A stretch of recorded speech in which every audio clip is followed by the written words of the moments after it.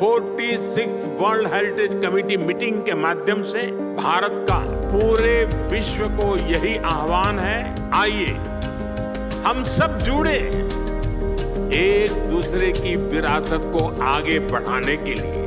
भारत के अनुपम सौंदर्य एवं विरासत का आप अवश्य अनुभव करें।